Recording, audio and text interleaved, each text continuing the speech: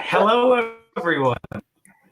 That was a impromptu presentation with an intro that Yann was not expecting. So I got a vintage Everton poet response. We have Yann joining for the Midnight Blues about 9 minutes after time. We have Chad from a couple of hours east from me. Maybe we have Cincinnati area. And we've got audio. We've got Australian Chris calling from Arizona. And we have Adam out from Perth.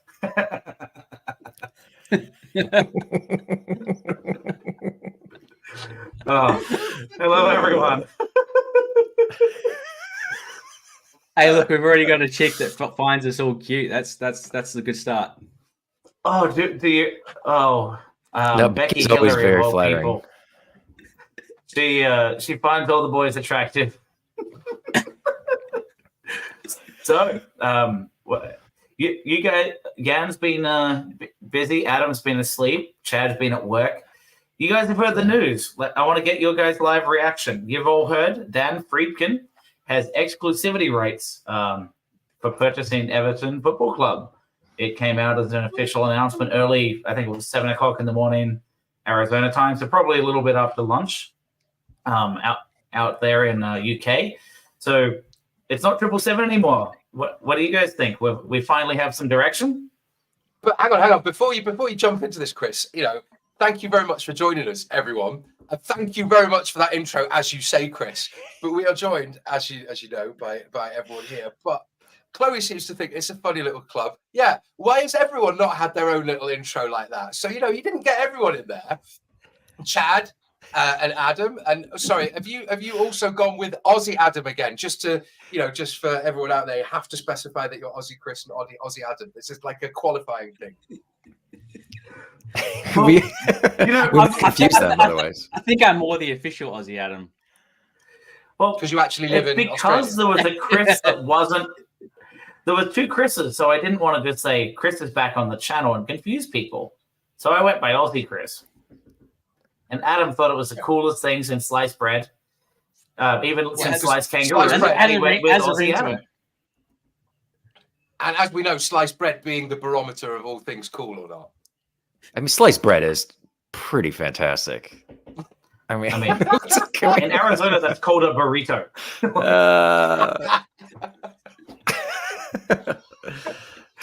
Man, how's everybody feeling? Everybody feeling good? Yeah, I think Yann's feeling great. I hope so. It's past midnight. I'm pretty good. It's a Friday night. I've taken the dog for a walk. I've eaten some fruit. I've living the high life. Yeah, we've lived a full day. Adam was out at work, I think, and you've come back. It's 7:12 in the morning, Adam. What's it feel like jumping on with all this energy from out east? It feels exciting, eh?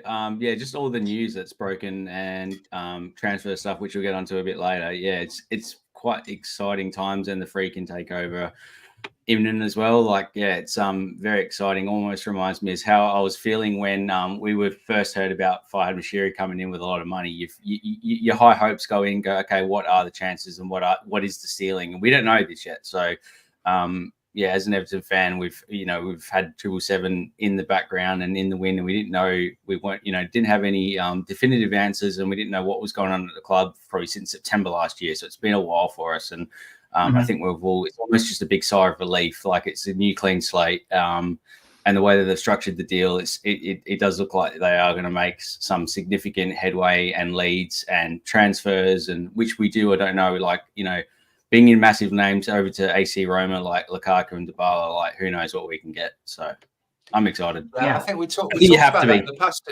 Oh, sorry.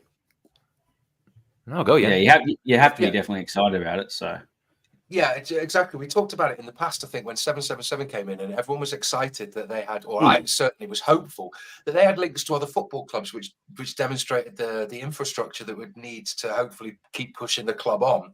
The things that seem to have broken down. But if they've already got that at AS Roma, I suppose it's better to have that one team and already, set up than a network of, the ceiling. Yeah, I think the thing that what it provides us that we've all looked for is hope, and we haven't had hope in a very, very long time. And I think even more hope than when Mashiri came in, because we knew who was behind Mashiri. We knew he was kind of just the front man. I mean, Dan Friedkin has his own money. He's worth $5 billion US all on his own. And then his group is worth, I guess, over estimates of $12 billion. They have the funds, they have infrastructure. It looks like they're competent people. So yeah, it feels good right now just to feel like we might be okay. There was so long now where we were kind of questioning, what could happen to this club, and now it feels like we're on a little settled ground. An interesting thing I heard someone say, I can't remember where exactly it was, but someone said that the Friedkin group, the thing about Dan Friedkin is that he's not an actual Everton fan. He's a businessman. And that's might be the difference in us actually succeeding, is that he's not an Everton fan. He's not going to put all his eggs in one basket and go with it, with emotional transfer and, going, oh, I think this is going to work, or, I'm going to just throw my money at this and hopefully it works because I have passion in this. He's going to be a businessman. He's going to think about the investments and which is smart for the club to make money. So yeah, I think might be a massive game changer. I think he's going to try to protect the asset, because I read that his son was actually a Chelsea supporter. His son is heavily involved in the other business endeavors within the group.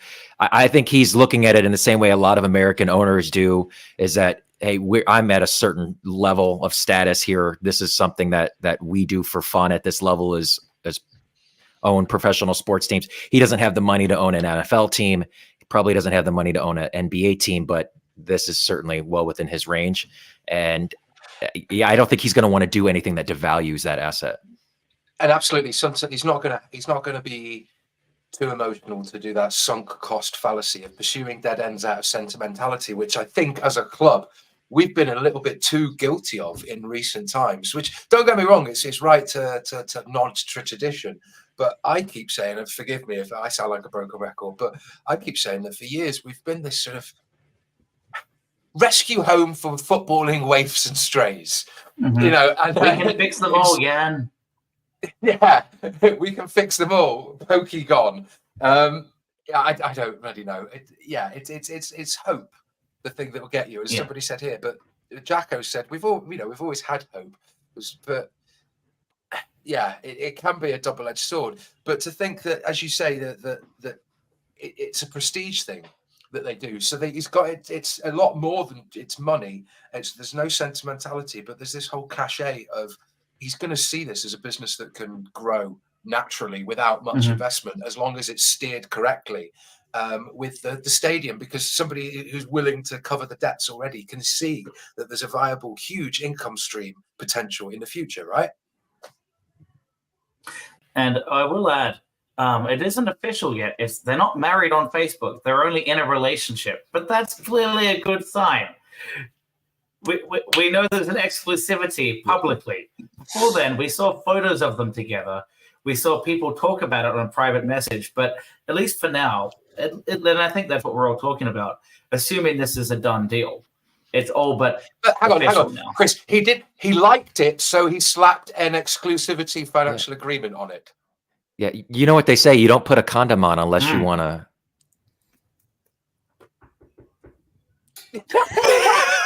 Unless you want to what? What are you doing? I mean, come on. This is PG rated, I think, isn't it? Ryan's not here. Well, yeah. Ryan will watch us back. We have to be careful. I keep trying to work Friedkin into, like, I want to get freaky. Like, I want to get Friedkin. I'm trying to find a pun, like a Friedkin pun. Get freaky with it. It's not coming. Yeah. Chris, we should play that intro. We're getting freaky with it. Well, next time I've got 99 problems, but ownership ain't one. All right. But we've got to wait a minute. Everyone's got 99 problems.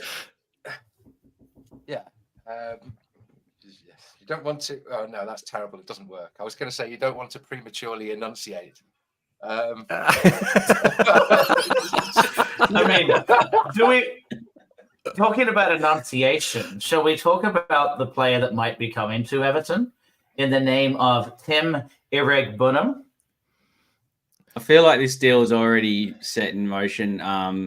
I've seen something from Team Talk saying Everton have agreed in personal terms, and they've actually looking at a long-term contract. So, yeah, that's an interesting one. But the question is, okay, I'm looking at that position, midfielder. Can he play on the fucking wing? There's some other players that have been linked, but I wanted to start with a nice segue that, speak of names that we struggle to pronounce until someone sounds really confident on Sky Sports. Let's start with Tim Iregbunam. Oh, sorry. Now, Just there to are some cover, right wingers to be discussed, but... Sorry, guys. I know it's really off topic, right? We did just mention about the ownership as well. Obviously, Peter I would put it up, but for the sake of litigiousness and whatnot, yeah, it's certainly the better direction than previous ownership. But Chloe's gone. Chloe agrees, but don't know whether he can manage 2 clubs. Roma need big money as well on a stadium they spent so far. But yeah, sorry, that was it. Yeah, it was a hobby. Sorry about that. I just thought I'd put that up there because it's just we covered that. Sorry. Yeah, and I think we were talking about the emotions. I know you guys were chatting, so I'll quickly add my bit. So we know Mashiri, he was into finance, but you know what?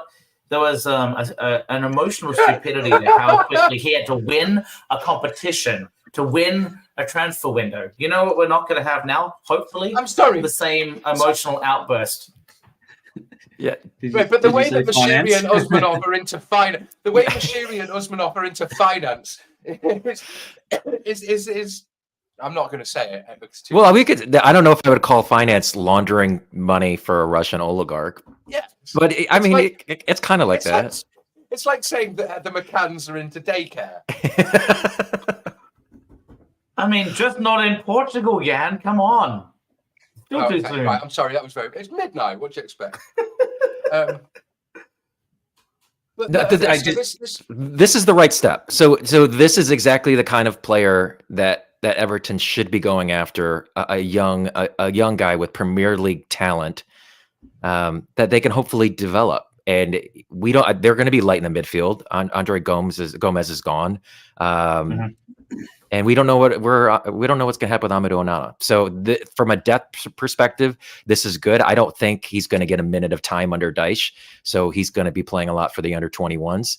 But I hate to see Lewis Dobbin go, and I wonder, did they need the deal, and did they need the deal more than they like this player, or do they still like this player?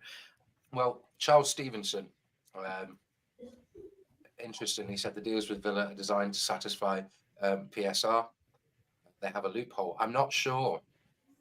And also, following up, very different to Gomez. So, and I suppose we've got, who else have we got to replace Onana with Gomez? Well, yeah, because Onana, we play him differently from how he's played in Belgium. So I don't know. Yeah, and I'm not. It's been the stats look blank on here because he wasn't as involved in the Villa squad. He was on loan primarily last year with Queens Park Rangers, and what it sounded like from James Olcott, one of the YouTubers from Queens Park Rangers, was talking about. He did quite well in the original management before they shook it up, but someone very calm on the ball was quite comfortable distributing out to wide players. But I can imagine under the lights of Goodison, when there's a lot of pressure going on, seeming too calm and cool, people panic that you don't show the heart on the play. But he was comfortable on the ball in such a way that maybe we need a little bit of. Onana, generally speaking, did that, except he was really good at doing pass backs rather than progressive movement. And then all of a sudden he became a world-class player. Like, where did you go for 6 weeks? But I think Iregbunam, we haven't seen a whole lot of him yet to really know. I'm not sure if any of you guys have watched much of him in the Championship over last season. Gentlemen, have you watched much Championship football? No, I try to catch Ipswich a little bit because they played a pretty fun brand, but no, QPR was not appointment viewing for me. They got promoted, didn't they, Ipswich? They did. Yeah, it's interesting. Indeed. When were they last in the Premier League? Was it like 98, 99 or something like that? Mm-hmm. I think I wasn't even 10 years old yet. It was before Y2K. Blackburn was still a big deal. But yeah, that's we're talking players that we've been. Go ahead, Adam. Sorry, I was on Tim. I've actually just been doing like a little bit of like just highlights when he played for QPR and some of the stuff when he was at Villa as well. He does look like a progressive ball carrier through the midfield. He looks quite strong. Sort of the same style of play as Onana, where he'll use his body effectively, he'll shield the ball, he'll carry the ball. But what I don't think Onana does as much, Decore does this to an extent, is actually carry the ball through the midfield, beat 2-3 players, and then run the ball into space and play the forward pass. When I was watching a lot of Tim's highlights and reels for QPR and for Villa, he does that. That's predominantly his game, is he puts that tackle in, he then shields the ball, he brushes past 2 or 3 players and then progresses the ball and moves the ball forward. That's what we do need, and we definitely severely lack that in the midfield, is that progressive forward play. Interesting. He looks like he's quite aggressive. Box, eh? Yeah. Well, that's exciting. And We thought we'd get that from James Garner, but we haven't seen it, have we? Yeah, I don't think that'd be Garner's game, but a lot of the Villa fans are actually quite sad that he's leaving because they've actually seen a lot of potential in him, even though he's not played a lot. They actually think he's going to be a decent player. So, yeah, but the thing that scares me a little bit is I think what Peter said before was that is this an actual just a solid PSR deal, which we're just trading Lewis Dobbin for Tim, and we've just realised that both clubs can get around this PSR issue and just trade 2 players and be done with it. So that's the scary part, is that may potentially be what's happening here. But I would really love to think that we've actually scouted this player and looked at him going, yeah, this is what we need in midfield, and Dyche has gone, yeah, and agreed with Kevin Thelwell, is that they've both agreed and said, yeah, this is the player we've realised that we need in Everton, and he will be starting matches in the midfield. Is it possible that, or what seems more likely, is that it's coincidental, possibly?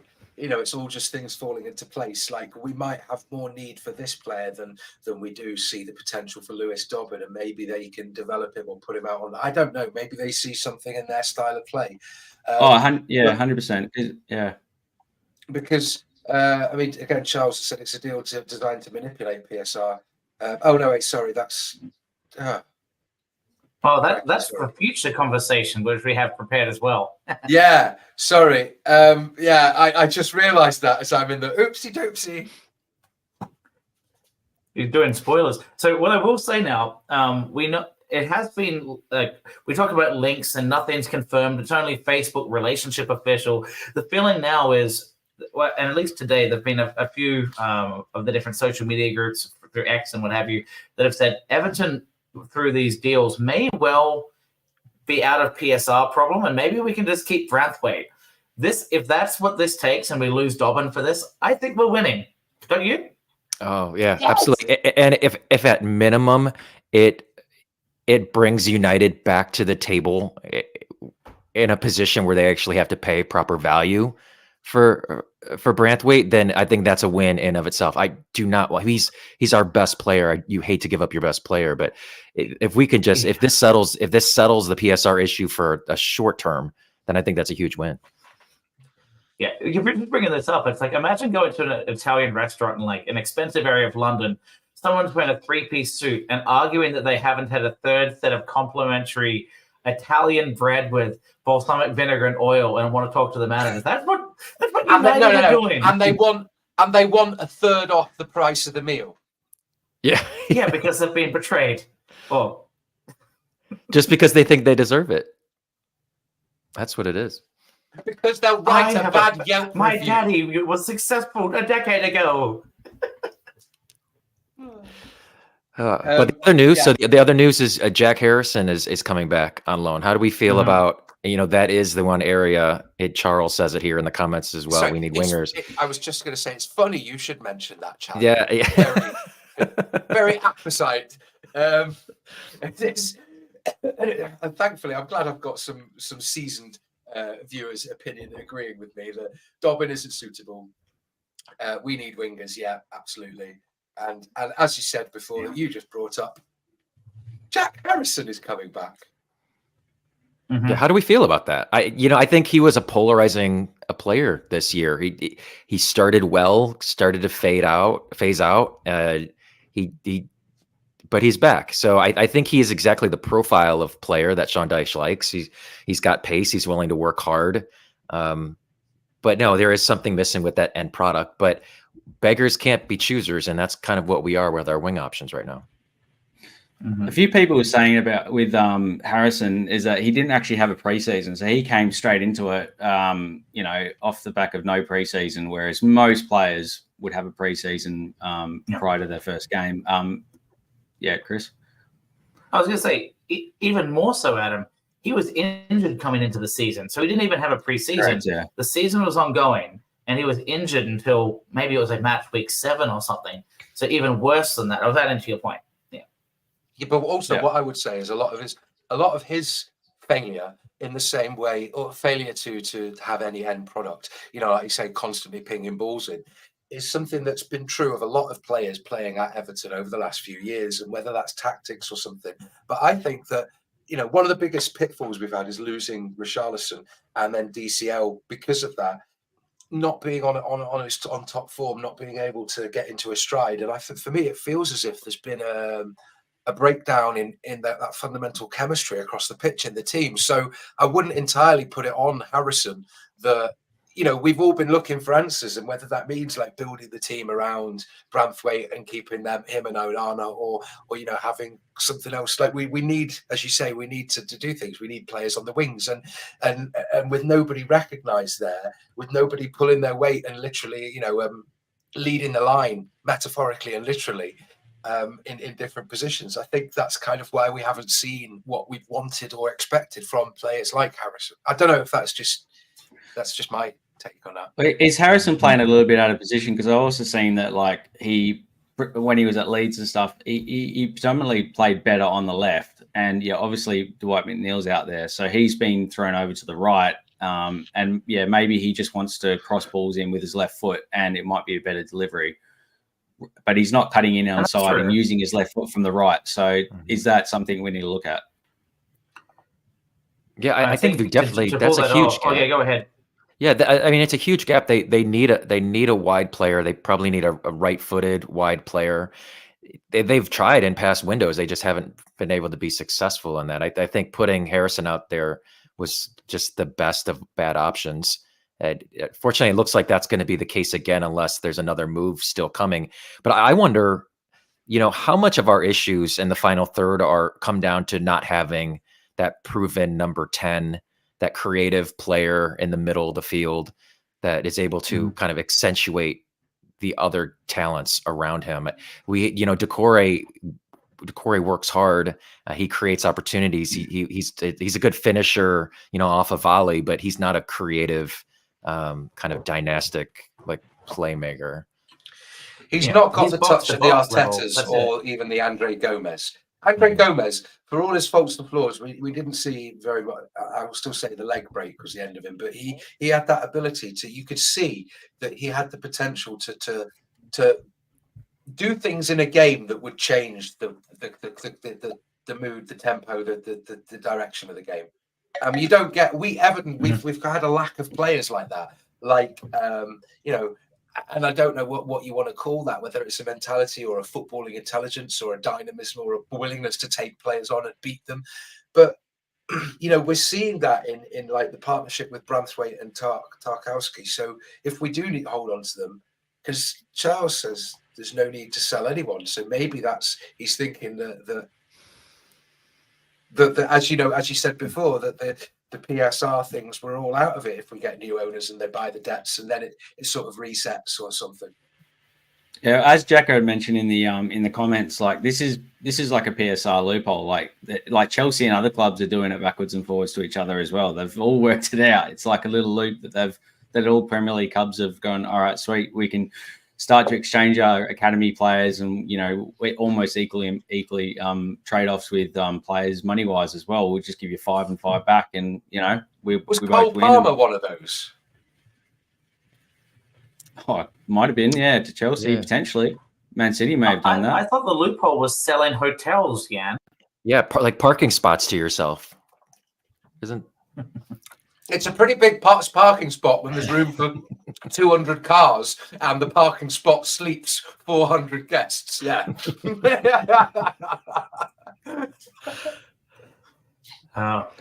So shall we go to some other?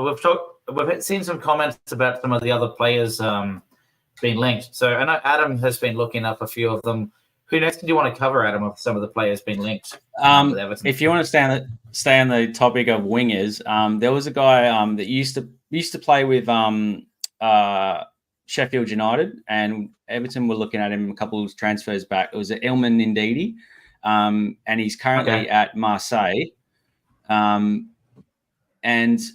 it's interesting that obviously he's previously played for Sheffield United, and if you don't remember as well, the DCL was from there as well. So is that something that Everton's looking at potentially? Sheffield United for young players and good talent, and it looks like according to Transfer Market that his value in price in 2022 was like 2.5 mil. And then by 2023, it rose up to about 18 mil, and Sheffield United sold him to Marseille at that peak. So he's obviously, I haven't been watching him in depth. I don't know if anyone else has as well, but he's obviously improved significantly to make that jump in price. And, obviously quite a few clubs see quite a bit in him. So yeah, that's quite good. And then in the 23-22 season, he scored about 14 goals and 10 assists for Sheffield United. So he's definitely a player about him, and a lot of people saying he can play across the front three as well. So he can play on multiple wings, which is definitely what we would need, in my opinion. Yeah, he would almost be a starter. And it's very Jack Harrison of him. He hasn't scored many goals. He's notable for high pressing. Maybe it's a similar kind of spot, and then it allows the likes of Jack Harrison to go to the left because McNeil is far more comfortable in the middle, meandering as a 10. Do you see this guy being similar to Harrison? But then what do we do with Decore? Put him as a number 8, a number 6. Yeah, he was playing at the end, deep, as a double pivot with either Onana and Ghana, and was doing better on the ball instead of having to spin on a swivel. I found. The boss is here. We have a fifth member. It's Ryan here. It's busy tonight.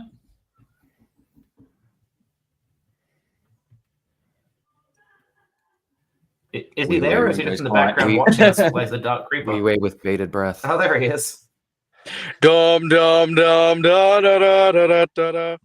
It's like bloody buses, isn't it? You can't get anyone on the show, and then you've got more people than you can fit inside Park End stand. It's a freaking party. Peter, it is a freaking. Peter thinks Decore's gone. No. Yeah, and that is something that Wes did bring up, I believe, that he had heard through sources that there was some kind of cartilage damage in the knees. And it looked, when you're out of shape, and I'm certainly guilty of it now, you go for a run, you think you're doing really well, and the next day your legs don't work. He ran like that at times. It just looked like he was sore and was struggling to keep up and soldier on, but he did soldier on. Yeah. So back to this Ndidi. How do you say this, Adam? Ndidi? NDA? NDA? No, that's a different guy. Yeah. Oh, Ndidi.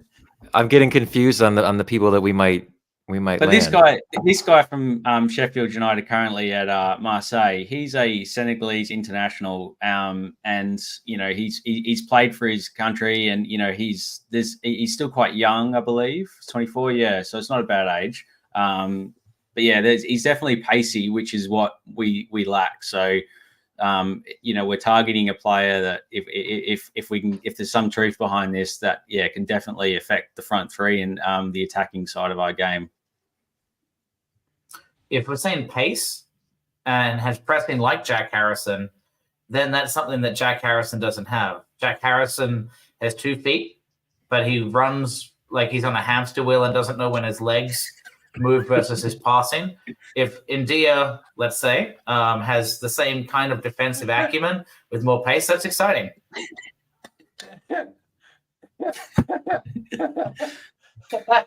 What was it? Ryan's gonna love that What one. did I do? It was Ryan would love that one. Ryan Yeah, right. We've got a new Van der Groot who actually knows the stuff. Yeah, no. Adam Romano. Oh, okay. I see now. Nice That's his change. nickname. Straight in there. So, well, who do you want gone? All of them. I'm only joking. I think I want to push. That keeps a great morale, by the way, Ryan. Like, Don't we want to see Garner move to right back? And isn't that look like that's his best position? I don't think that's where he wants to play. But I would like to see James Garner at right back. I look like Yann does not agree. No, Yann does not agree. Why? He was quite good there. Like at the end of Yes, he's he good was running quite forward. good He there. doesn't not know how to mark a man when we're out of possession. No. He was quite good there. And in an emergency, I will perform the Heimlich maneuver. But put it this way, you don't want me delivering a baby. Like, I'm not going to get a job in a fucking hospital. Well, what does that say about James? Hey, look at all the success Trent Alexander-Arnold is having right now playing out of position. I think we could say that defensive midfield position in the back position in the Euros.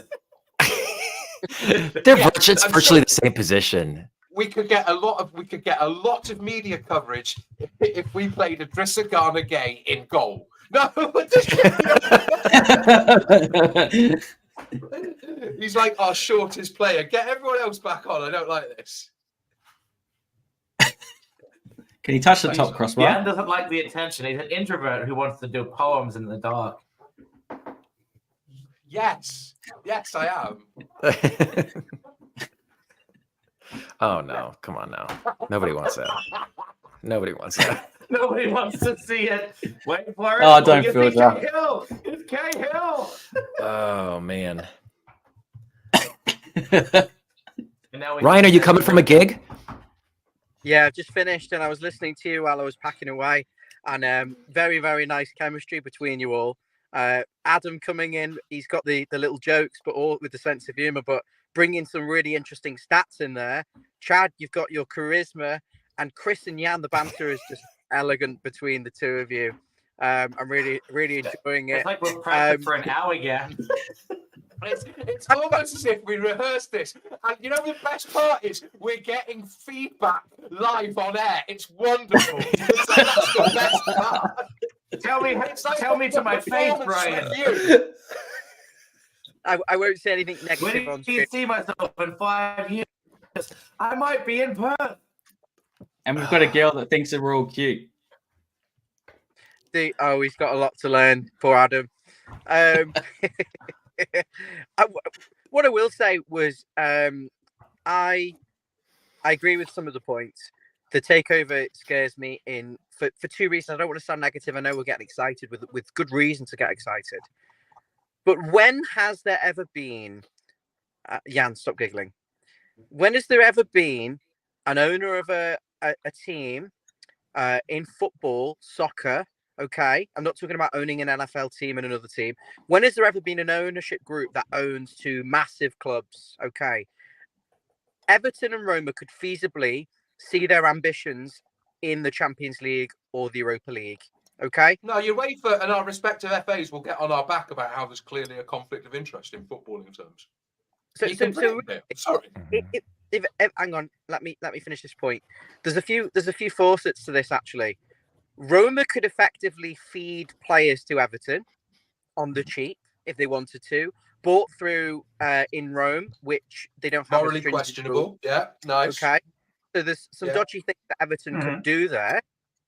There's no way on the back of that sorry, there's a few elements to this. There's no way on the back of that Dan Friedkin and his group can't ignore the fact that Everton are a more lucrative proposition given the finances of the Premier League.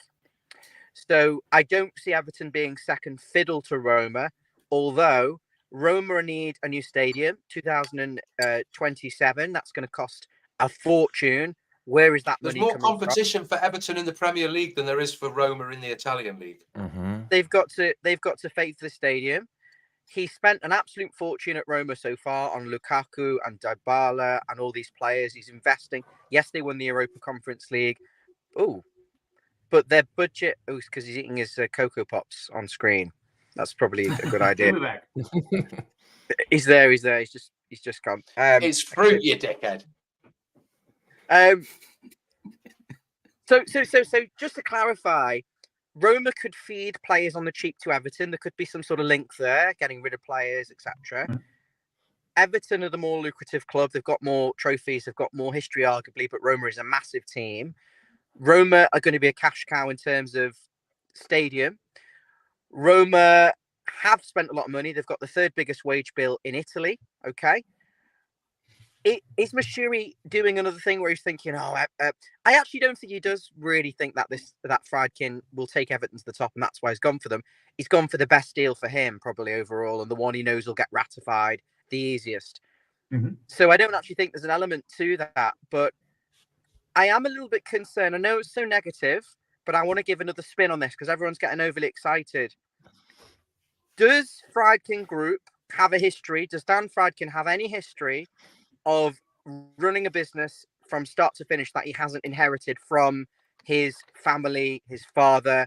Has he actually done anything for himself, self-made? Secondly, can he run two massive football clubs at the same time and put all the investment into both? Well, let me take that because no, I think you're onto something where he is a nepo baby. He did inherit his car dealership enterprise from his father. And he has spent now the past several years with toys. You know, he's produced movies, he's flown planes, he's bought hotels and golf courses and football clubs. Has his wealth grown or maintained or shrunk? Exponentially grown. But yes, but it's all off of the fact that he owns, several, I don't even know the number, car dealerships through multiple states. And 150 in like the Gulf states, and he's got some on various coasts that are like Toyota and SUV stuff and various things like that. Yeah, they're all different groups. Exactly. So, as long as you drive us up the league, Yann, we're good. But my point is though, does he have the arrogance that comes with someone who is a self-made billionaire? I hope this might be the exact kind of personality situation that we need, someone who will stand back and let the football people make the footballing decisions. Yes, because to preserve his money, what I'm saying is he might have inherited passively from growing up in an environment and awareness of business and wealth maintenance. But one thing he probably would have picked up to, at this point in his life, to have maintained and grown that wealth is sitting back and realizing the best way for people to manage my wealth to maintain the lifestyle that I want is to let the experts in their respective fields do what they do. He's just a figurehead. He's like the monarch in England. Mm-hmm. But if it says Chad, is that right, man? Like, is that accurate? I think that sounds right. I'm trying to think of another legacy, billionaire like him. But the funny thing is like the concept of a billionaire is actually such a relatively new concept. I mean, and all the billionaire. Yeah, I mean they're all tech. I mean, in our country, they're all tech bros. So I'm very curious to see what the personality of the Friedkin Group is going to be like and how they run this club. Okay, I've just got one more point on that, and then let Adam and Chris come in. Is this another case? So Chad, when you're talking about him, he did inherit a lot of money. He's kind of doing things for fun now. And no one really truly buys a football club to make money. He's got enough money, he could buy all the teas in China. Okay, is that right one, Yann? Is that the right saying? All the teas in all the tea in All the China. tea in China, yes. Yeah, okay. So he's not doing it for the money. He's probably not doing it for the love of the club. He doesn't know. I assume so. He's not an Evertonian, and there's no history there. He will It's be. the He guy will be. coming We in will make it with a load happen. of money, and he's trying to just. Could this be another Farhad Moshiri in terms of a man coming in with the toys, the train set? I'm going to buy him, and I'm going to do this as a vanity project. Look at me in his circles. I'm the big I am. I've got the Everton Football Club. I've got Roma as well. Look at me. I've got the capital of Italy. I've got Everton, 9 Premier League. Could it be a little bit of that? Is there any risk to that, Chad? You could probably say this about the Chelsea ownership situation, about Fenway Sports Group. It's so often these wealthy guys that just think they're successful in business, and then they can carry that over to the sporting world. And they often, the history of it is here, because it happens frequently, is that they are often over involved early, and then they quickly learn their lessons, and then they eventually take a step back, and then the club starts to do better. That doesn't seem to be what their approach has been at Roma. They've hired a sporting director, to my knowledge, that has had an awful lot of control. Okay. So I'm encouraged. Okay, that's good.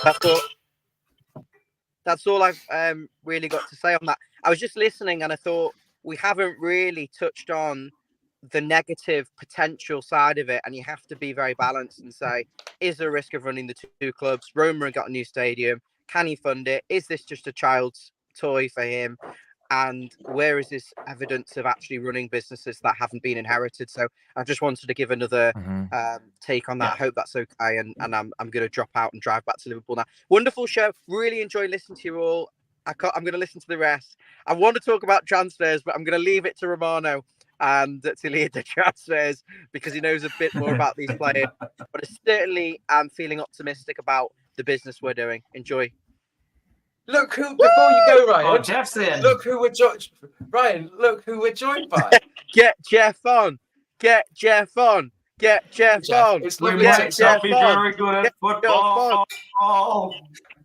Right. No, basically, Yeah. what you No. said before about Chad, sorry, about owners coming in. I will get, yeah. Sorry. So he has run business since the Mercurial 777. Yes, evidently, right. And whether that's to sit back and delegate or let people do their thing, okay, absolutely. Now, but as Jeff just said, Roma are well run. Their success has seemingly come out of nowhere. So my take on that, and I don't know, I'll let you guys take it, is that yes, there's always that risk of what Ryan said of like Moshiri did when he got involved a little bit too much, but this guy seems to be less hands-on. There's now a less complicated backroom situation at Everton with all that was going on. There's going to want to be clarity, a fresh start, an overhaul, where whoever the new owner is, but he's going to want to delegate and rely on that experience, fingers crossed, and hopefully do replicate in some ways what happened. Obviously, after 5 years, if there's zero improvement, but you're going to see that improvement in a bottom line financial terms from the bloody stadium. So, I think it's, yeah. Yeah, I think I've listened to quite a few Roma fans and the Italian press as well. And from what I've been hearing, there's really not been a lot of negatives about Friedkin. And also the whole Friedkin group, publicity, like they in the media, they're actually incredibly quiet. So they don't actually come out and say a lot. They just go about the business. They make smart business. And it appears that all the fans are, he's not it doesn't seem like he's an owner that is emotionally, I think he'd have some sort of emotional attachment to the club, but I think a lot of his decisions are purely unemotional, purely business potentially. Yeah. No one really knows him as an actual person, and all the press try to get, shots and try to get, all what's in the go and what's going on with the Friedkin group, but no one could really even get an interview with him, which is, to me, is actually quite interesting. So he's trying to, keep that as a business. Yeah, we haven't mentioned that and the I will say Friedkin group also owns a fourth a fourth tier side in France as well. Caen Correct. is Yeah. so I love the opportunity that could be there of getting some younger academy players hang on. first team minutes. Yeah. Sorry, just on a weird connection thing, and if anyone out there has this, is it AS Con or Ren or something? Are they the team that a couple of years ago, when he moved over there and retired and bought a place and went fishing, that Tony Hibbert played for very briefly? Because that would be incredible coincidence. I'm going to have a look at this. Yeah, now we have to Google it. While While we're on, that connected some of the beaches in Normandy back in the day. Coincidence, Yann. while we're on young players, has anyone seen the link to? I think his name's Eldorbo Bove, who's he's a young he's been through the AC Roma academy. He's Italian bred, and yeah, he's a very defensive midfielder, and you know, potentially, have you seen this guy, Chris? To say I've watched the Serie A intensely would suggest I only watch football and never go to work, but no, continue. Yeah. No, So different team. Sorry about that. Yeah, but this could be a bit of a link that we may have between the two clubs now, because we've always obviously been linked with Tammy Abraham as well. So and Bove will actually fit quite a good profile. Like, he's a very young defensive midfielder.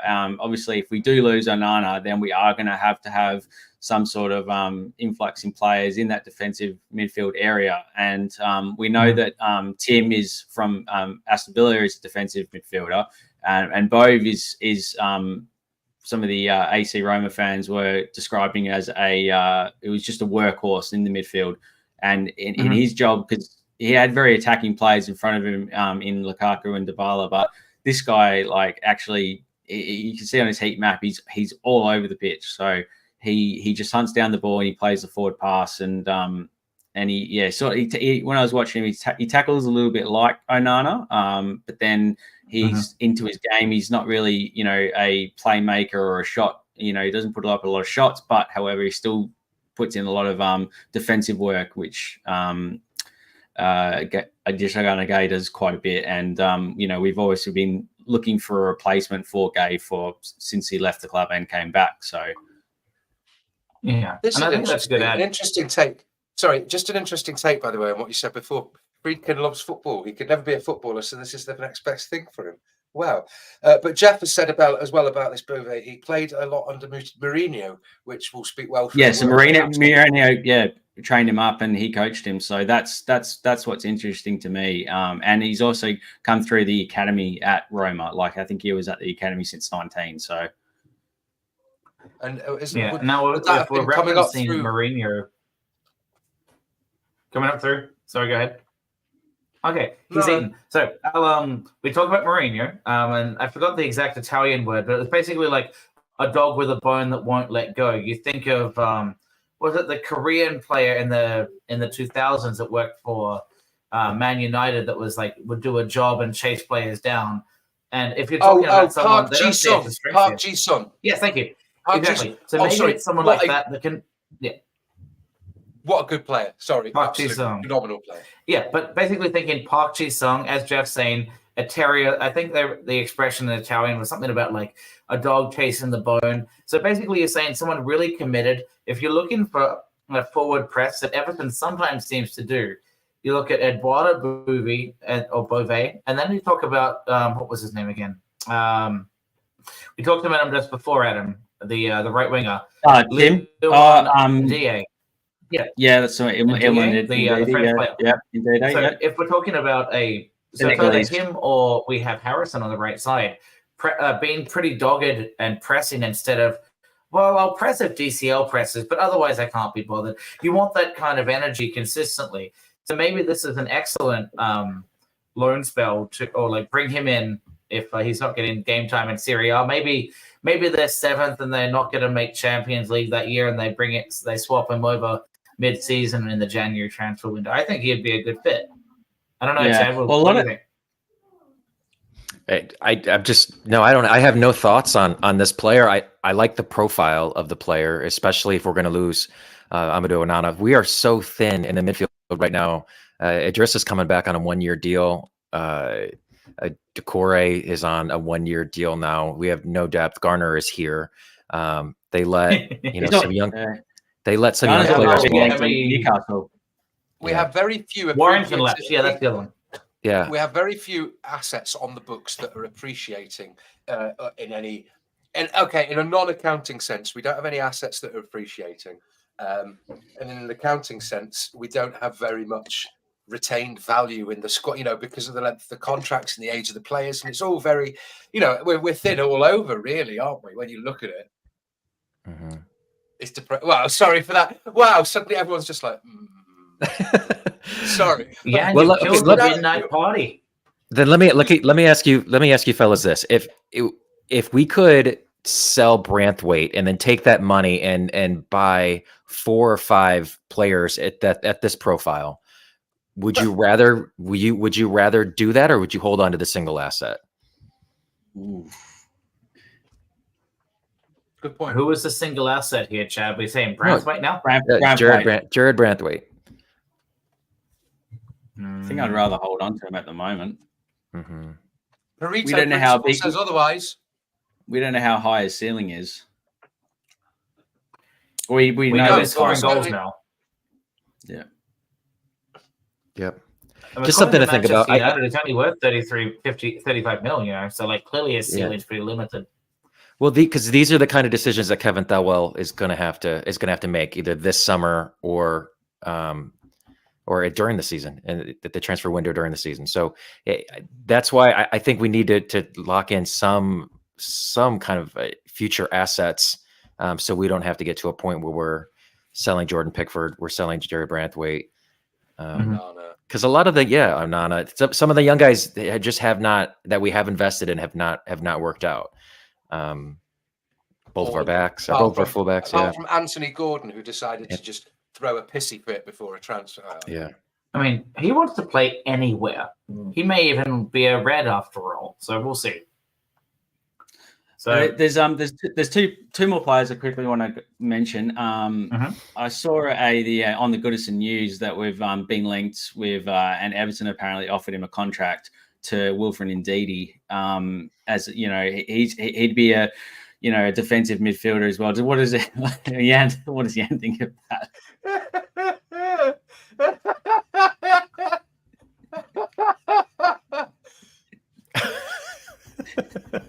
Yes.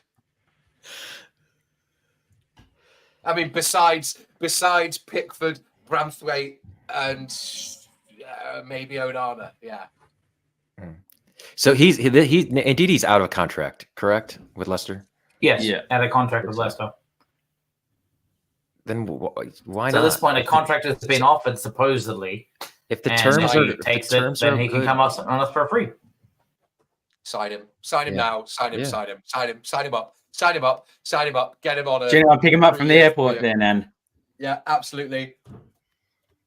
I pick him up from Manchester at this rate. I just have to fly there first. All right. Another. This is probably my most intriguing link that I've seen. So currently a Man City player was previously last year on loan with Luton. It was Issa Kabore. He's 23 years old. Yeah, do you remember him, Chris, in fantasy? I did, but I always went for the left wing back, and he let me down on Alfie Doughty. Kabore was the opposite, that high-playing wing back that took a lot of risk. Yeah. So this is a very interesting link, and I'm quite intrigued about this one. Like a predominant position right back, which is where we severely need to stock up on. Because we've Commons obviously signed this 1-year extension to his contract. Patterson, he really needs a good preseason and needs to get on board early to prove to Dyche that he can be a starting right back, because we can't afford to have Ashley Young and Common there playing every week. I just don't see that happening. Mm-hmm. So Kabore, if he can show signs and get into our first team, would be a very interesting sign for me and a good step forward. So I'll respond and I'll leave it as a question to you guys. Oh, but just before you do, Charles made a very good point about what we were saying before, or Chad, when you mentioned about the investment and selling it. But you said it's players like Branthwaite that do take clubs to the next level. I mean, we had it at times we had moments of them like Fellaini and Stones when they were at Everton. And the scouting network, as you know, as we've seen, the scouting network isn't there to take us to the next level, to risk the sale with trust that it will be invested correctly. So I think, well, you know, it's a very precarious line to go. So it'd be best maybe if we don't need to sell him, then we don't have to take that risk. Yeah, he's exactly right. I mean, players like this are the difference between good and great. And the more great players that you can acquire, the better your team are going to be for it. It's just Everton are not in a position financially to be able to have great players, unfortunately. Like Riyad Mahrez for Leicester in the year that they won the league. Like they had a few players that at that time in their career, they all sort of peaked to be like really, yeah. So yeah, I think we're in agreement. But I'm sorry, go Chris. Okay. If you finish your point, and then I was going to switch directions for a second. I didn't have a point. I often don't. Chad, you have so many points, and every time I pop this up, it covers Yann's face. So I'll just keep lots of messages, and I'll it's see fine. That's why I put my face down there, so we can eat lunch, and as long as we show David B, we're good. He gets eyes above. So the question of who's Kabore again? Now, to say I watched every Luton match would be incorrect, but Adam and I, as we were saying before, we were looking at players that had attacking profile for Luton. He was a right wing back that was on loan from Man City for the duration of last season.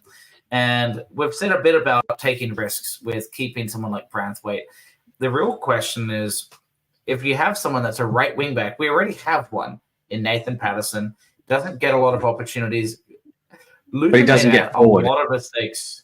He went forward, but if you're making a whole lot of mistakes and letting goals slip past you, would Dyche want him? I think Dyche already has his opinion set on Patterson. I don't think he's in the plans. I wouldn't be surprised if he's sold or out on loan. Okay. Now, to Chad, to my point then, is Kabore better, equal, or different than Patterson in Dyche's mind? Is he English? No. Then no. He's from Burundi, I believe. Yeah, I think we know that Dyche has a penchant for English players. I think he would still. The border is too far, you know. I think he would. I think he would still prefer Ben Godfrey over. Well, in terms of all these players we've mentioned, is this something that Dyche and Thelwell are working collectively together with, saying, even Dyche saying, like, I think we need pace at right back. So they look at Kabore, for instance, for argument's sake. But is this something that they've both recognised collectively together, or is this something that Thelwell's gone, okay, I think we need XYZ in our team. So yep, here is all the links, and he just does his homework, and Dyche doesn't get a say in it. We can't honestly say which of the two it is. So that might answer your question. If this is a link and Dyche and Thel are collectively working together, then yeah, potentially he may start, because Dyche has said that this is a guy that I actually believe that could do a job. Yeah. So we don't know. We're just assuming. Yeah, so the point you're bringing up, Adam, goes back to, I think it was us talking on the last show we did together earlier in the week, that we have some of these really pacey players that just never really broke through. We talked about Damari Gray, and if we're talking a discrepancy between Dyche and Thelwell, it has to be Arnaut Danjuma, doesn't it? He was willing to turn us down, bail last minute for a better rate to get into the Champions League, come back, get on number 10, and not get a game under Dyche. Clearly, that suggests that there was an interest from Thelwell, and there was a discrepancy between him and Dyche. If that's the case, are we just rolling the dice on pacey players? We can't really figure out their attitude until they come here. If they have what Dyche wants, we keep them? Well, that's a very uneconomical way of player acquisitions. Rolling the dice. It's almost economic. Yeah, if you've got a loaded dice, yeah. Well, okay, I'm not going to say prove me wrong with an opinion, but you know. No, because you're going to ask me to prove you wrong with facts and then looking at who we bought. Yeah, Yeah, right, I'm talking out of a touche. matter of opinion. I can't do that, but it's just an instinct that I've been thinking about. We're trying all these pacey players, as Adam was saying, and is it a matter of the? And I was like, I had no pace when I played. I didn't have an ego because I couldn't. I wasn't good enough. Who's playing around in the background? Bring it back. Who did that? Bring it back. There we go. Oh my God, was that Ryan? Yeah, it wasn't me. Look, at this time, I'm going to have to go because it's getting a bit late, and I'm. Yeah, it's going to be I'm not- a little bit past 1 o'clock. I'm not making much Yeah, sense. so, I feel I'm going to just detract from the seriousness and the professionalism of this if I start just making silly comments. So on this note, it's getting late, but I'm sure that plenty of people are watching in sunny Merseyside, or well, it's not really sunny; it's dark here, but you know, It's kind of dark. So Hello. It looks like Chad may be having internet issues. So Chad might be back. We might be losing Yann, but while we get that going, let's put this in quickly. So we talk about us trying to grow the channel. If you are following right now, wherever you are in the world, we have at least 3 time zones, maybe not. Actually, we have 4 time zones. So we're trying to be pretty international with our following group. We have Adam in Australia, a couple of us from the US and East and West Coast, and Yann calling from the UK. We're trying to grow the channel, and part of that is liking, subscribing, and just general interest in the show. And look, it's 1 o'clock on a Friday night. You guys could be doing absolutely anything you want, and you're here with us, over 240 people. So thank you. If you do like what we're doing, what you'll see me doing, and I need to get my subscription back, but we do actually, we're using an app called Once from Germany, where we can do video analysis, and you'll see little videos of me doing annotations there. And then, of course, we do 1080p for streaming. So it allows us through StreamYard to basically cover costs through interest in the channel if you are interested in donating through that link there, which you can do through YouTube. It If is not, very I much appreciate your time and appreciated. attention. Yeah, and just to add that, you do get a cool little logo next to your name, which I believe Becky has that. But yeah, it's a weird little thing, and it allows us to potentially once in a while put out top high HD quality content. So you get to see things like, you know, Chad staring blankly. Oh, what's going on? Who's messing with my thing? I'm trying to do it. Oh, don't do it. Don't. It's Okay, Chris again.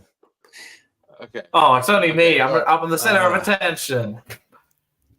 Did you just drop into an Italian accent? I did. Hey, I'm look at actually me. going to- Mi I scusi, am mi from Roma. dispiace, non parlo italiano, mi dispiace. Hey, fellas, I'm gonna drop with you, Yann. But hey, real quick, I haven't been on since we lost Super Kev, and I just want to say I had an opportunity to meet him virtually last season. He came on and did a call with the North American Toffees. He was just as gracious as you would expect, as wonderful as you would expect, and it didn't affect me in the way that it probably affected a lot of Evertonians that have been following the club for much longer than me. But it still affected me because we didn't just lose an ambassador of the club. We lost an ambassador of goodwill and an ambassador of kindness and generosity. And that just sucks. So I just wanted to get that off my chest. We're going to miss you, Super Kev. Rest in peace and up the Toffees.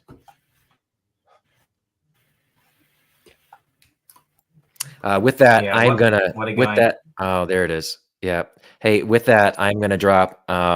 Hey, thank you guys. That was a ton of fun. Adam, nice meeting you, dude. Yeah, you too, Chad. Yeah, Yep. it was heaps of fun. Yeah, thanks for that. All right, be good. That was sick. Be good. We will behave. We'll have America and Australia talking nice and formal here. So I know we've talked a bit, Adam, and we've talked. I know the viewers on at the one time. I catch you later, Yann. Or are you staying in for a bit? No, Chad just got me there. I'm like, yeah, okay. I'd only just sort of really processed Kevin Campbell. Yeah, I'm like, that was oh, very thank you. that was very well said by Chad. Very well said. I don't think you could have put it better. Yeah. Honestly,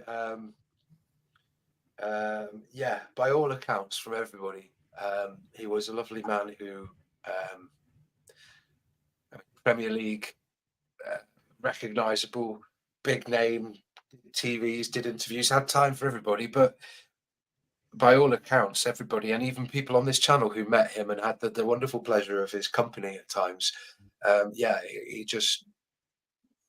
he cared about people, and was just lovely. So yeah.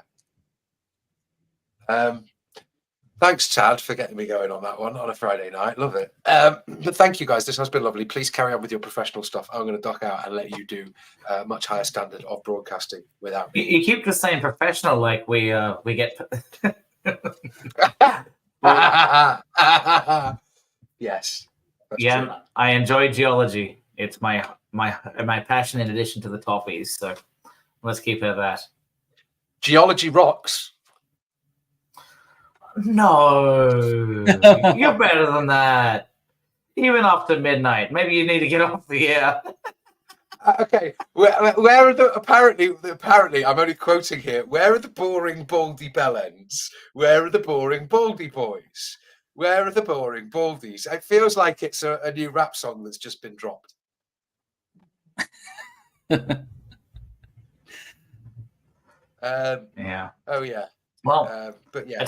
At some point when we, I know we're certainly with a new season and the off season right now, and even for me, like for those that are watching, I'm going to be migrating back to Perth, Australia. So I'll be moving basically close to where Adam's at. So there's a lot of moving pieces on the channel right now, and I think we'll give announcements at some point. But we still have quite a few of us here, and I know we had talked about Everton Rose recently. Also had her channel. I'm not sure what exactly happened. She at least isn't on social media anymore. And I know, Yann, you actually did content with her. Adam and I sometimes watch some of her shows. She would do watch-alongs that had a great following. Did you want to add anything there, or? Well, not that I can. I haven't reached out. I haven't spoken to her. I don't know anything, but she was lovely. From whenever she spoke with me, really seemed to care. Really lovely person. You know, you can put people into categories. You can call somebody. They're not interchangeable or mutually exclusive, but you can call people like lovely and like nice and pleasant. They're what I'd call nice people. And then there are people that you can call genuinely kind people. And that's anyway. I hope whatever she's doing, she's okay, and maybe just taking a break, or I don't know. I mean, it could just be potentially. It could be a step upwards to completely uniform, doing anything and having platform and streaming stuff on. Oh dear. Well, let's just On that note, I'm going to leave you to. God. Thanks, Yann. Oh man, he's losing his energy. And honestly, Yann, thank you so much for joining us. I know it was a midnight blues show, but you know what? You're the one here at midnight, so thanks for joining on late on a Friday. It was awesome. Well, even to the edge of doom, my friends. Even to the edge of doom. Yeah, well, I think we're out of Mount Doom, but we'll see how we go. We just need it to be marriage official on Facebook, and then we're clear. All right. No. That's what it is. It's a love affair with Everton, isn't it? And God, what's that? Sonnet 116 by Shakespeare. Because fuck it, I am a poet. No, it's about love, but I mean, we all love Everton. What was it? Let me not. No, fuck it. All right, just check out Sonnet 116 by Shakespeare. Okay. Well, maybe we'll do that separately. So maybe this is a good time. Is there anything else like transfers you want to talk about, Adam, or is this a good time to sign off, do you think? Just in general, I think there was like all the players we've mentioned on this stream. I think that they've got something in common. Pace, and that's quite interesting. That it's all pacey players and pacey physical players that can carry a ball, and that's what we definitely lack in the team. And like I said before, is it something that collectively that Dyche and Thelwell are identifying together, or is it something that Thelwell is trying to do himself in the background? I'm not quite sure. Like we won't really know the truth in that, but what's behind that. So yeah, no, and I agree. And I think what I brought up just before is like there's some really committed intent here. I think from either it's the links or it's actually an idea by Thelwell, but it's hard to, unless you're in the room with them. All we can do is have opinions, but you know what? We're pundits. We have we can conjecture, but we've had some pacey players that are considered capable and classy that have not done well under the Dyche regime.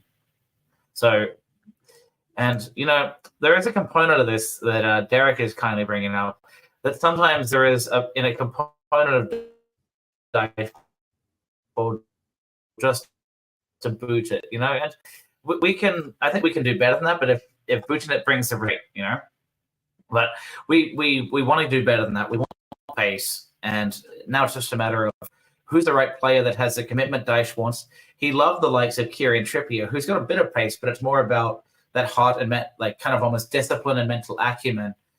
And if not, he doesn't like him. So is it a game of politics, and if it's Dyche way or the highway, I don't know. But I'm excited too, Adam. We're getting a lot of these pacey players being linked, but until they sign, it's just a matter of opinion. Oh, not brothers Israeli Blue. We did grow up though, kind of within walking distance of each other in Perth, Australia. So we played soccer together from like football from like age 6 on the same team in north suburbs of Australia. Definitely grew up from, if we are brothers from different mothers, that's certainly true. But we've certainly spent many a year together until I left Australia in 2014. So,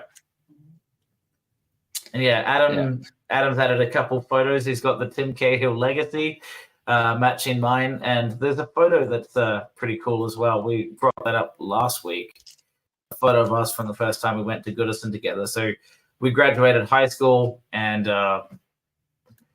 we went caught up with one of his relatives, and they got us a trip to Goodison, which was really cool. And I guess Becky on the chat was asking, what positions do you play? I can give my opinions on where Chris was a centre back. Talk to where he likes to play. Chris was a centre back, and I was I've bounced around a little bit. Started my career as a box to box midfielder, potentially sometimes playing in the 10 position. 6 when... and then later in my career, I was moved to a right wing back. A right wing back. And then we played indoor football, and Adam learnt that I can kick a ball with power, but it must be put on a tee for me or it might go anywhere. Yeah, so we would do these little fancy flicks backs to each other, and we I think that's we like when because we knew each other for so long, we actually had a bit of a chemistry. The fact that we would actually know where each other would be. So, and that's what it would be good to see in you know, the players in Everton have a bit more chemistry to them, because towards the end of the season and predominantly most part of the season last year, like, and for years gone by, we've just not really seen that, like, full chemistry. The fact that they know.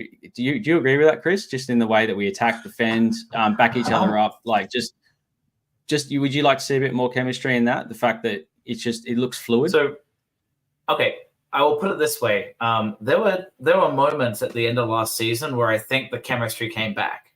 Actually, we looked terrible to get a result against Burnley. Like, it was embarrassing. We just relied on an own goal basically from their keeper.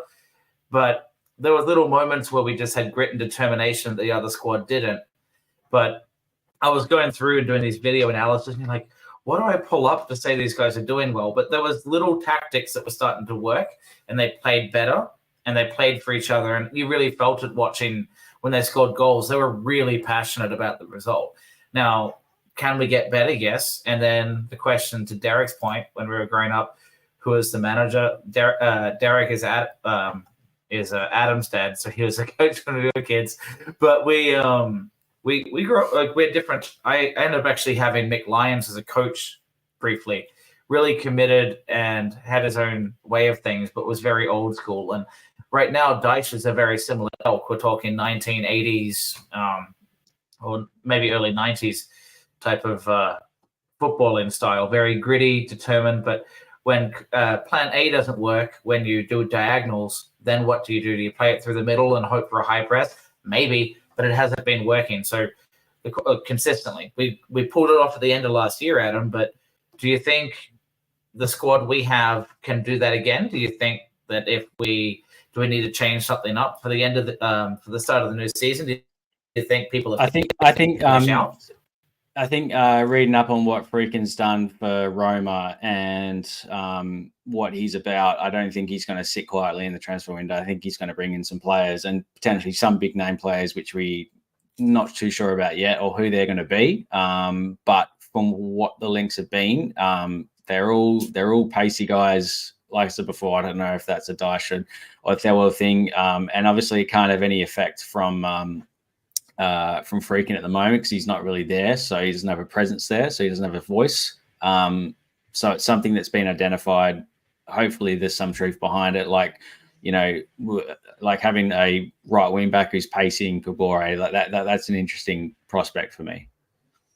Yeah, and I think it's interesting to me too. But why I was being very devil's advocate is I feel like if you had Nathan Patterson and Luton would have played better than they did with Kabore personally. So then it's a matter of is it the manager, the brain, how they mentor people through it, and there's certain styles of footballer that just don't work for Dyche. I don't know, but I'm really excited to see some pacey players come in to shake it up. It's also like Harrison didn't have pace. It's also like you look at like when we had Lukaku, he was one of our best ever strikers Everton's ever had, and he was a legend. But then when he went to Man U, he just fell right off the boil. So like, why? He's obviously still a good player. The fact that hasn't changed. It's just that the style of which Man U put him integrated into the team, it didn't effectively work as well as what he was playing with at Everton. So that's. And the real question I have for you, Adam, I forget when it happened, but at some point, Romelu Lukaku did a Samson. You talk going back to the famous days. Samson cut his hair and he lost all his power. Lukaku went from predator dreads to the short hair, and I feel like he never recovered. Yeah, he's bounced around from quite a few clubs in the meantime since then. In particular Serie A as well. He was at in Inter Milan, and then he was at Inter. He was at Roma for a bit. Yeah, now he's at Roma. Chelsea. Yeah. So I think that covers most of the main players, and we've talked about Friedkin a bit. We've talked about, and I don't have a stat for it exactly, but we've talked about how Branthwaite, if we keep him, and we've talked about Jacob Greaves last time. You were saying that he has a pretty good passing percentage, so I think that would be interesting to see. And he wasn't he in the championship squad of the year? So who's this? Jacob Greaves. Yeah. Jacob Greaves for me is a very interesting one, and that might be a Dyche call. The fact that he's English might be, but there's also defensively very sound and very good, which is definitely what. And he could potentially be a very strong backbone for our team if we get him. That's my view. And he plays those diagonal balls, which we love to do. So I'm very intrigued by that link. Yeah, and I think really for that to work though, what we really need to do is say, okay, Friedkin comes in, we don't violate PSR, we are not going to be, we're not going into administration based on how we handle this next transfer window, because the intention is that they can pay off a lot of the MSP loan money and kind of consolidate the debt. Maybe we can afford to buy a few players in those $20 to $30 million range since we've gotten through those COVID years, and we can actually have squad depth where we don't have to keep Michael Keane. We can have a new number 5 called Jacob Greaves, and we don't need Keane, we don't need Holgate, and it would be nice to keep Godfrey, honestly, but if he goes, all of a sudden our third centre back option is Jacob Greaves, and we have some squad depth from the youth development in. Oh, I'm forgetting his name. Reece Welsh, maybe, is the fourth option. Reece Welsh, he's another. He's He's another very interesting prospect as well. I want to see a bit more of him, Reece Welsh, because when I'm seeing him play a little bit, he's definitely got composure on the ball. He's strong and he's physical. So that could be something that Dyche really admires, or he seems to admire that quite a bit. And he kept being Braithwaite for quite a while. So yeah. And I think the other bit with Greaves that we've talked about is that because he seems to be able to hold the ball pretty well, little comments through either the Echo, I forgot where it was from, but if Steve Bruce is talking highly of him and saying he's in a similar category to Braithwaite, that's kind of why we're saying, hey, if we had to take a replacement, but instead of that, why don't you use my limited Spanish? Porque no los dos? Why not both? If we can afford it and we have someone like that and we get in early, give a long-term sustainable contract a little bit earlier than some other clubs do. Bring them in. Yeah, it'd be nice to hold on to Holgate. Godfrey. But the fringe players like Holgate and your Mopes and your Keens and stuff like that. I don't know where the trade off with those players are, trying to get them on the market and get them out. But to get some fresh players, and I think from Jared Bowen, he came from Hull City as well. So Hull have actually produced some very good players in the past. So. Yeah, there's a photo it must be back from 5 years ago.